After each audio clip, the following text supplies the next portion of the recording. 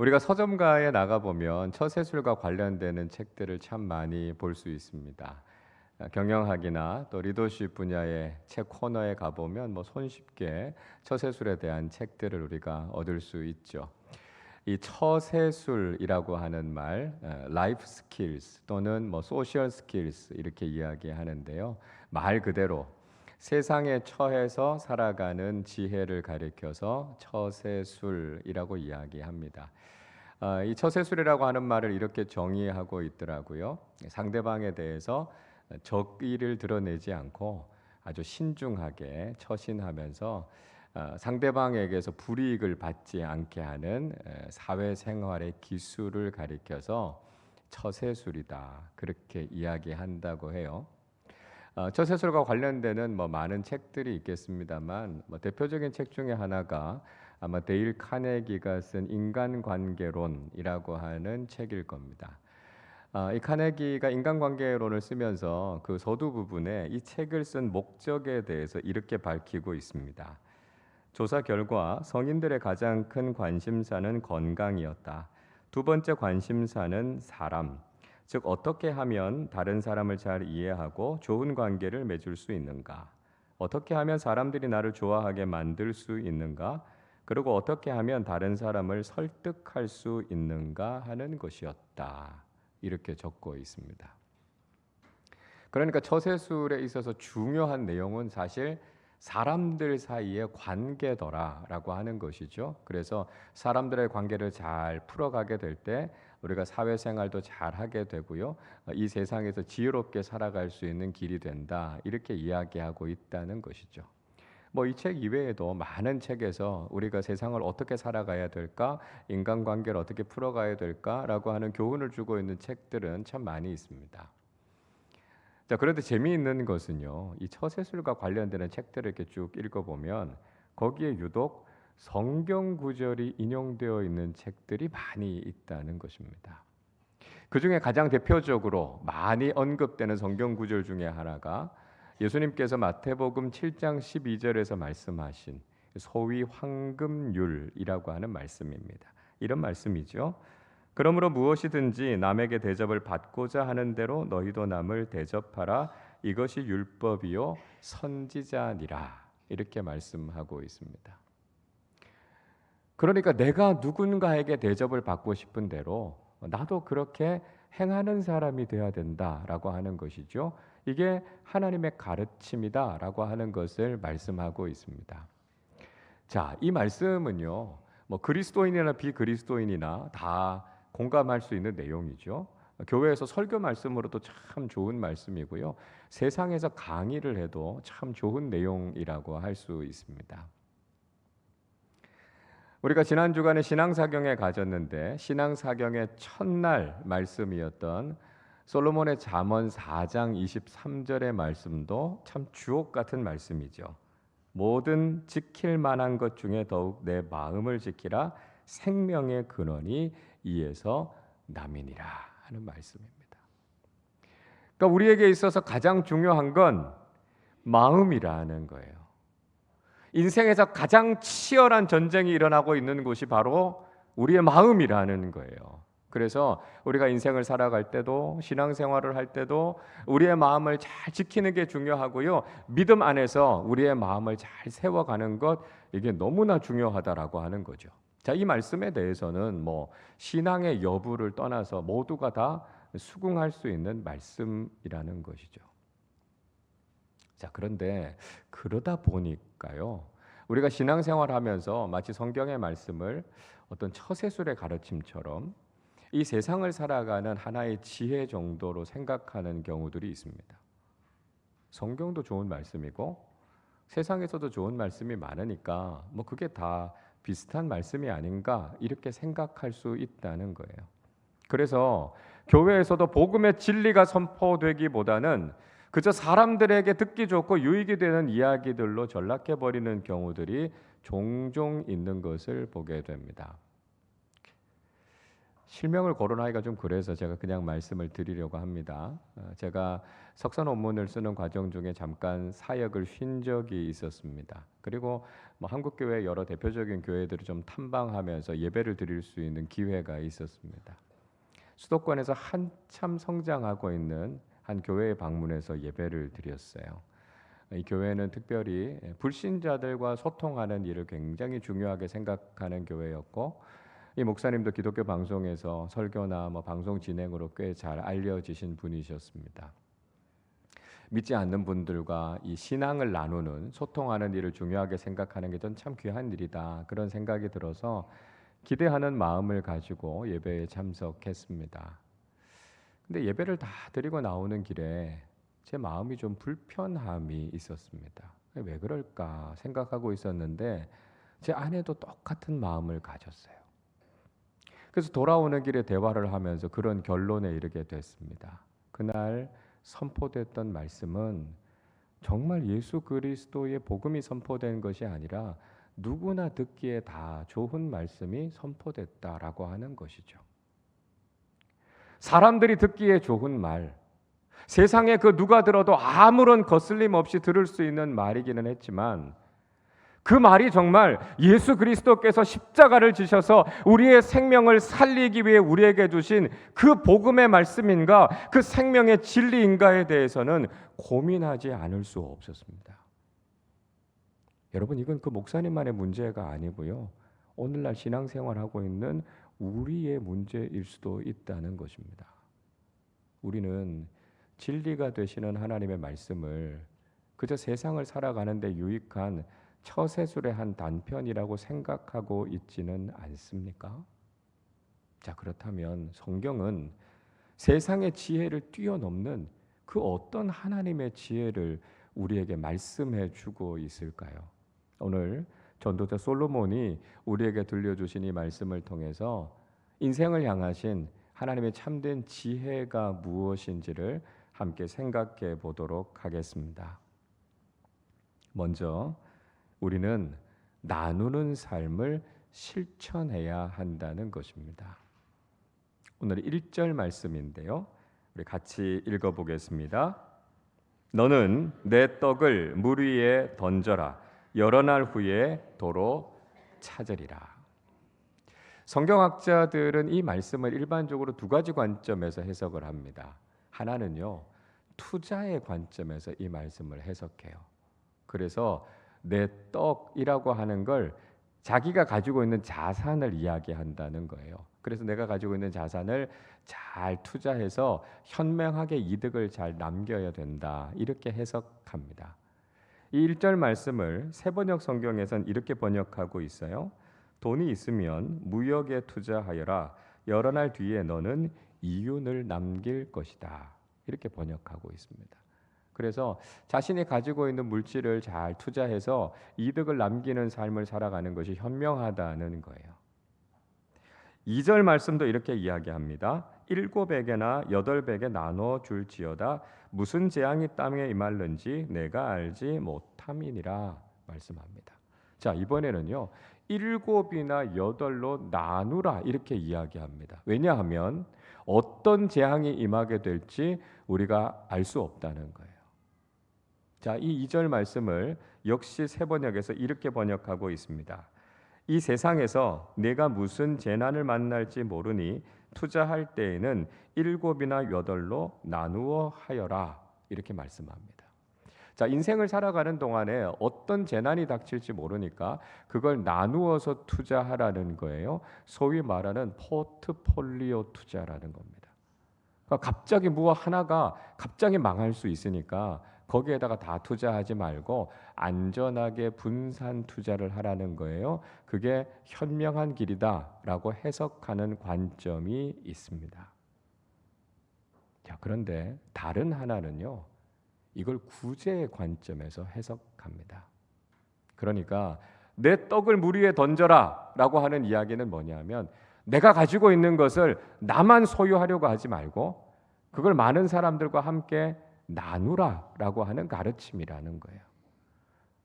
그래서 최근에 번역된 새 한글 성경에서는 1절과 2절을 이렇게 번역하고 있습니다. 그대의 빵을 물 위에 띄워 보내세요. 세월이 흐르고 나서 되찾을 테니까요. 7사람에게, 심지어는 8사람에게 몫을 나눠주세요. 그대는 알 수 없거든요. 세상에 무슨 나쁜 일이 일어날지를요. 이렇게 이야기하고 있습니다. 그러니까 우리가 가지고 있는 양식을 그렇지 못한 사람들, 가지지 못한 사람들과 나누라, 이렇게 이야기하고 있습니다. 그러니까 나눔을 실천하는 삶을 살아야 되는 가르침으로 이 말씀을 해석하고 있는 것이죠. 근데 여러분, 우리가 나눈다라고 하는 것은 세상적으로 생각하면 그냥 사라져 버린다고 생각할 수 있죠. 한번 생각해 보십시오. 물 위에 빵을 띄워 보냈는데요, 그게 돌아온다는 보장이 있습니까? 그걸 어떻게 다시 되찾을 수 있습니까? 그럼에도 불구하고 우리는 나누는 삶을 살아야 된다는 거예요. 왜 그렇습니까? 하나님께서 그리스도인들의 삶들을 보고 계신다는 거예요. 긍휼하신 하나님께서 우리가 하나님의 긍휼을 배우고 가난하고 어려운 사람들을 향해 기꺼이 나누는 삶을 살아가는 것이 하나님의 뜻이라는 것이죠. 그래서 하나님 앞에서 우리가 이 나눔을 실천하면서 살아가는 것에 하나님은 관심을 가지고 계시다는 거예요. 우리의 인생이 어떻게 될지 알 수 없지 않습니까? 재난이 우리의 삶에도 닥치지 말라는 보장이 없지 않습니까? 그렇게 우리의 삶에 어려운 일들을 겪게 되면 우리도 누군가의 도움을 받게 된다고요. 그래서 우리도 7사람에게, 8사람에게 보다 더 적극적으로 나눔을 실천하라고 말씀하고 있다는 것이죠. 여러분, 우리가 이번 사경회에서 최일도 목사님을 통해서 나눔과 베푸는 삶을 어떻게 실천해 오셨는가라고 하는 말씀들을 우리가 듣지 않았습니까? 가난한 사람들에게 밥을 먹이고요, 가난한 나라의 아이들 치료해주고 가진 것들을 나누는 일들을 실천하는 이야기들을 우리가 함께 들었습니다. 여러분, 그렇게 우리가 가지고 있는 것들을 퍼주고 나누면 그것에 대해서 우리가 다 되돌려 받을 수 있습니까? 그 아이들이 커서요, 가난한 사람들이 열심히 돈을 모아서 자신들이 받은 것 다 되돌려 줄 수 있습니까? 뭐 그럴 수도 있겠지만 아마 거의 그렇지 못할 가능성이 많습니다. 그럼에도 불구하고 우리는 기꺼이 나누는 삶을 실천해야 된다는 것이죠. 왜요? 이게 세상의 처세술이기 때문입니까? 아닙니다. 우리는 하나님 앞에서 살아가는 신앙인들이고요, 하나님께서 원하시는 것이 하나님의 긍휼을 배우고 우리가 가지고 있는 것을 나누며 살아가기를 원하시기 때문에 하나님을 믿는 우리는 마땅히 그렇게 살아야 한다는 거예요. 그걸 되돌려 받을지 알 수 없고요, 세상적으로 인정을 받거나 보상을 받을지 알지 못하지만, 그러나 그것이 옳은 삶이기 때문에, 그것이 하나님께서 원하시는 삶이기 때문에 우리는 그렇게 살아야 한다는 것입니다. 그래서 잠언 19장 17절은 이렇게 말씀해요. 가난한 자를 불쌍히 여기는 것은 여호와께 꾸어 드리는 것이니 그의 선행을 그에게 갚아 주시리라 말씀하고 있습니다.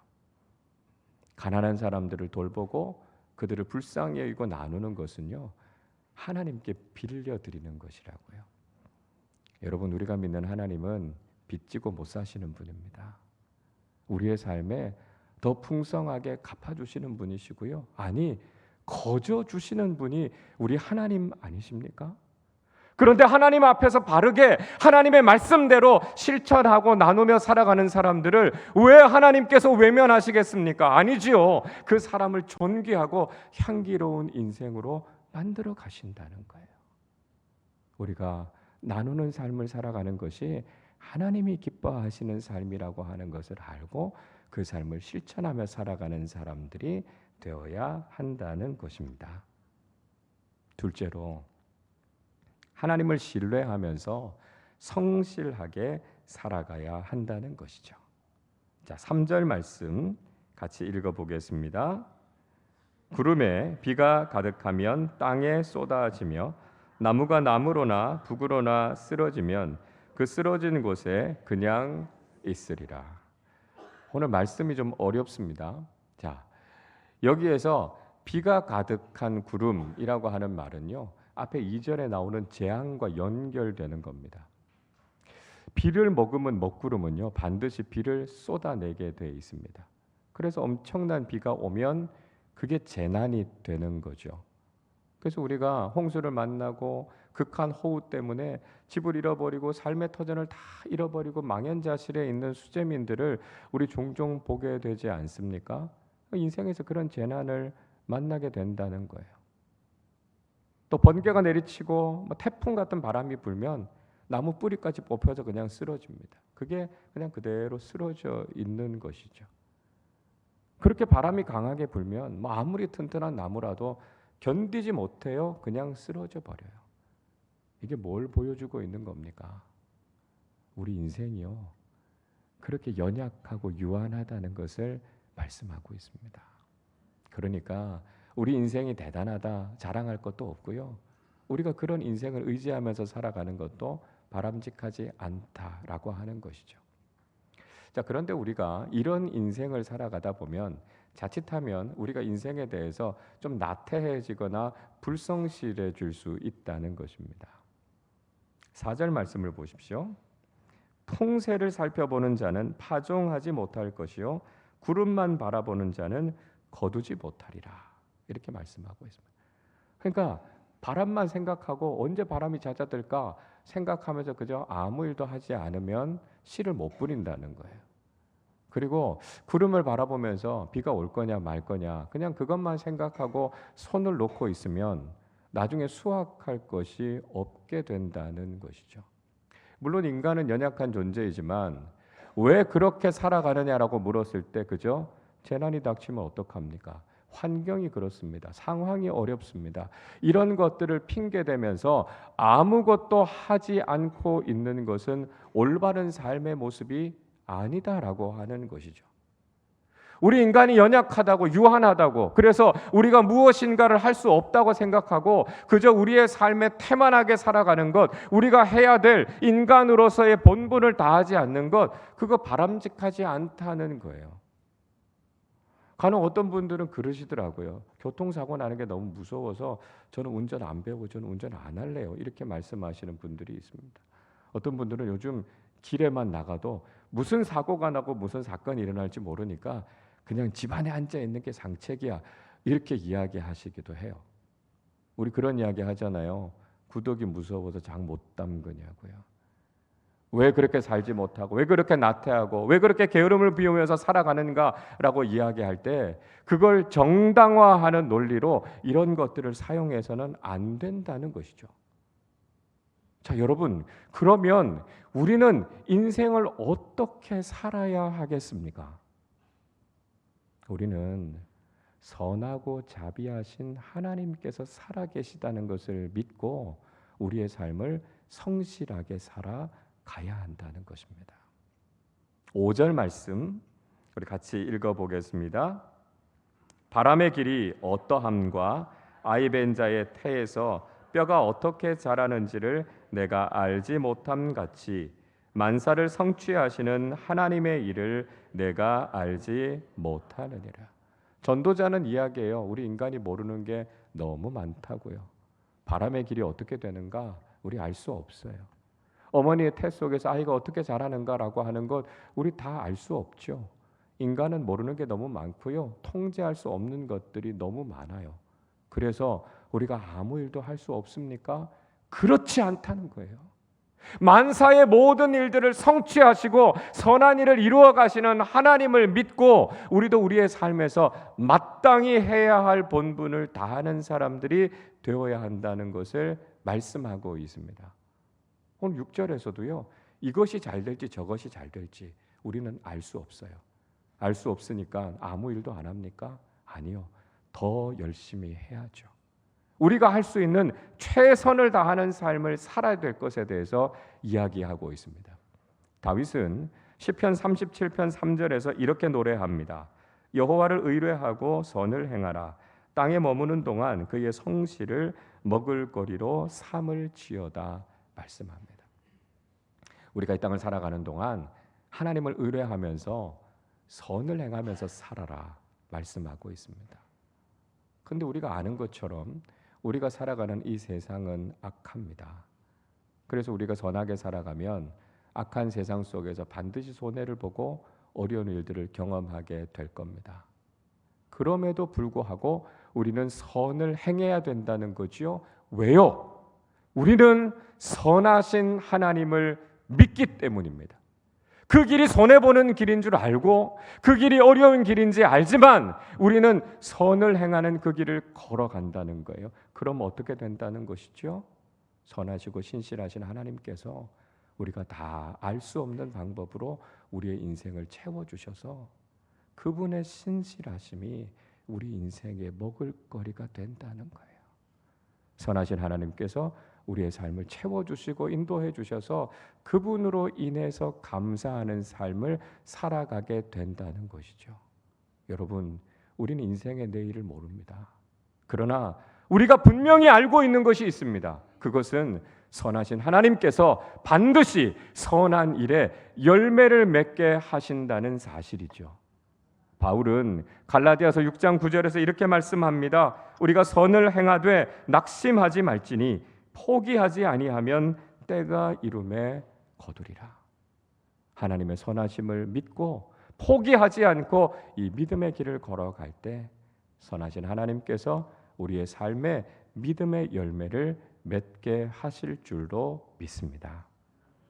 셋째로 인생의 기쁨에 감사하고 인생의 어둠을 염두에 두고 살아야 한다는 것입니다. 7절 말씀을 같이 읽겠습니다. 빛은 실로 아름다운 것이라 눈으로 해를 보는 것이 즐거운 일이로다. 전도자는 이야기해요. 내 인생에 빛이 쫙 비춰드는 것, 이거 얼마나 아름다운 일인지 모른다고요. 우리가 살아가는 인생은요, 이렇게 즐거운 일들이 있다는 거예요. 그래서 우리 속담에 그런 이야기 하잖아요. 쥐구멍에도 볕들 날이 있다고요. 우리 인생이 어떠하다 할지라도 우리 인생에 분명히 좋은 일들이 있습니다. 어떤 분들은 그렇게 하소연하시는 분들이 있어요. 아유, 내 인생에는 좋은 일이 하나도 없어요. 좋은 날이 하루도 없어요. 이렇게 말씀하시는데 그거 옳은 이야기가 아니죠.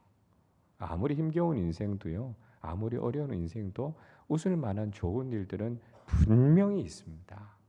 그래서 그 좋은 일들에 감사하면서 기뻐하시라는 거예요. 8절 상반절이 이렇게 말씀하죠. 사람이 여러 해를 살면 항상 즐거워할지로다. 이렇게 말씀합니다. 좀 쉽게 말씀드리면 이런 이야기예요. 우리가 오래 살다 보면 좋은 일도 있게 마련이다. 그런 뜻입니다. 그래서 우리가 인생을 살아가면 우리의 삶 속에 반드시 웃을 일이 있고요. 그때 감사하시라는 거예요. 즐거워하시라는 겁니다. 근데 우리 인생이 좋은 일만 있는 것이 아니잖아요. 8절 하반절에 이렇게 말씀합니다. 그러나 캄캄한 날들이 많으리니 그 날들을 생각할지로다 다가올 일은 다 헛되도다 이야기합니다. 우리 인생에 햇빛 같은 날들만 있으면 참 좋겠는데 캄캄하고 암담한 날들이 찾아온다는 것이죠. 그렇게 답답하고 힘든 순간들이 찾아온다는 것이죠. 그때는 우리의 인생을 다시 한번 돌아보면서 그 인생을 깊이 묵상하고 하나님의 말씀을 묵상해 보라는 것입니다. 우리는 인생의 희극보다 비극 속에서 더 많은 것들을 배우게 되기 때문이죠. 여기에서 말하는 캄캄한 날들이라고 하는 것은 궁극적으로 죽음 이후의 날들을 이야기하고 있습니다. 그러니까 우린 유한한 인생을 살아가고 결국 모두가 다 죽음에 처하게 된다는 것이죠. 우리 인생이 아무리 즐거워도요, 그 인생 영원하지 않고요. 우리 인생이 아무리 힘겹고 슬퍼도요, 그 인생도 마치는 날이 있다라고 하는 것이죠. 그렇기 때문에 우리가 인생을 살아가는 동안 기쁨을 주실 때 감사하고 힘겹고 어려울 때 왜 하나님께서 우리에게 그런 권한을 주셨을까 깊이 생각하면서 교훈을 얻어야 한다는 것입니다. 자, 여러분, 그러면 기쁨과 슬픔이 함께 있는 이 인생을 우리가 어떻게 살아야만 우리가 허무함에 빠지지 않을 수 있겠습니까? 솔로몬은 전도서 7장 14절에서 이렇게 말씀합니다. 형통한 날에는 기뻐하고 곤고한 날에는 되돌아보아라. 이 두 가지를 하나님이 병행하게 하사 사람이 그의 장래일을 능히 헤아려 알지 못하게 하셨느니라 말씀하고 있습니다. 오늘 본문하고 비슷한 이야기를 하죠. 하나님께서 우리에게 형통함을 주실 때는 기뻐하라는 거예요. 그리고 곤고한 날이 이르면 다시 인생을 되돌아 생각해보라, 이렇게 말씀하고 있습니다. 하나님께서 때로는 우리에게 기쁨을 주시고 때로는 슬픔을 주시는데요, 언제가 기쁠지 언제가 슬플지 우린 다 알 수 없다는 거예요. 그래서 우리로 하여금 감히 우리가 인생을 다 안다고요, 우리가 인생의 내일을 다 헤아릴 수 있다고요, 그렇게 교만하지 않게 하신다는 거예요. 유한한 인생을 살아가고 있는 우리가 그저 우리 자신만 믿고 살아가는 것이 아니라 내 인생의 주인이 되시고 내 삶의 창조자가 되시는 하나님만을 바라보면서 그 하나님 앞에서 겸손하게 살아가야 하는 것이 바로 우리 인생의 모습이라는 것을 말씀하고 있습니다. 그래서 전도서 12장 1절은 이렇게 말씀해요. 너는 청년의 때에 너의 창조주를 기억하라. 곧 곤고한 날이 이르기 전에 나는 아무 낙이 없다고 할 해들이 가깝기 전에. 그렇습니다, 여러분. 곤고한 날이 이르기 전에, 우리의 인생이 깊은 어둠 속에 그 끝을 맞이하기 전에, 우리가 인생을 살아가는 동안 우리는 우리의 창조자이신 하나님을 기억하고 그분을 경외하면서 살아야 한다는 것입니다. 여기에서 이야기하는 청년의 때라고 하는 것은 연령상 청년을 이야기하는 것만이 아닙니다. 우리 인생의 빛이 비칠 때, 우리 인생이 정말 찬란할 때, 아니 우리가 여전히 호흡을 가지고 이 땅을 살아가고 있으면서 우리에게 시간과 기회가 주어져 있을 때, 그때 우리는 너무 늦지 않게 우리의 창조주이신 하나님을 바라볼 수 있어야 된다는 것입니다. 내 삶의 주인이신 하나님을 바라보고 그분을 경외함으로 믿음의 길을 걸어가야 한다는 것이죠. 유한하고 결국 한 줌 흙으로 돌아가 버릴 우리의 인생이 교만하게 우리 자신의 인생의 주인이 되는 것이 아니라 하나님만이 내 삶의 주인이심을 고백하고 그분을 인정하며 살아가게 될 때, 우리는 유한한 인생을 살아가면서도 결코 허무하지 않는 인생을 살아가게 된다는 것입니다. 여러분, 성경은 우리에게 단지 인생의 처세술을 가르쳐 주는 것이 아닙니다. 어떻게 하면 인생에서 성공할 수 있을지, 어떻게 하면 사람들과 좋은 관계를 맺으면서 살아갈 수 있을지, 어떻게 하면 세상에서 손해보지 않으며 살아갈 수 있을지, 그런 인생사의 얄팍한 기술을 가르쳐주는 책이 아닙니다. 허무함에 빠질 수밖에 없는 우리의 인생을 영원하신 하나님 앞에서 어떻게 하면 의미 있게, 어떻게 하면 가치 있게 살아갈 수 있을지를 깨닫게 해주시는 생명의 말씀, 진리의 말씀입니다. 우리가 그저 잠깐 살다가 살아가는 이 세상의 가치를 추구하고 이 땅의 지혜를 추구하며 살아가는 것이 아니라 하나님께서 우리에게 알려주신 이 영원한 지혜를 깨닫고 하나님께서 원하시는 삶이 무엇인지를 알고 그렇게 순종하며 살아가는 믿음의 사람들이 되어야 하겠습니다. 세상을 성공하는 방법이 아니라 하나님의 뜻이 무엇인지, 하나님의 마음이 무엇인지를 깨달아 알 수 있는 통로로 여겨야 하는 것이죠. 잠깐 있다가 사라지는 세상의 처세술을 배우는 것이 아니라 우리가 이 땅 속에서도 하나님 나라를 바라보면서 신앙인답게, 믿음의 사람답게 살아갈 수 있는 참된 진리가 이 속에 있음을 우리는 깨달아야 하겠습니다. 하나님의 말씀을 통해 참된 진리를 깨닫고 영원하신 하나님 앞에서 유한한 인생을 바르게 영원으로 이어가는 믿음의 사람들이 다 되시기를 주님의 이름으로 축원합니다. 우리 시간에 말씀을 생각하면서 함께 찬양하기 원합니다. 고단한 인생길, 내가 주인 되지 않고 우리와 함께 하시는 예수 그리스도만 바라보며 살아가게 해 주옵소서. 찬양하겠습니다. 고단한 인생길, 힘겨운 오늘도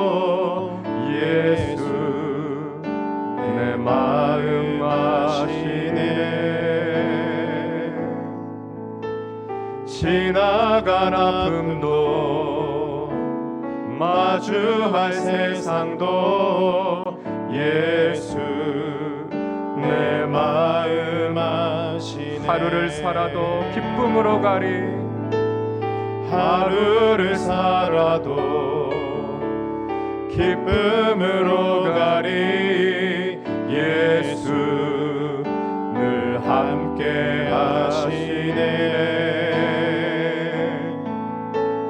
후회도 염려도 온전히 맡기리. 예수 늘 함께 하시네. 믿음의 눈 들어, 믿음의 눈 들어 주를 보리.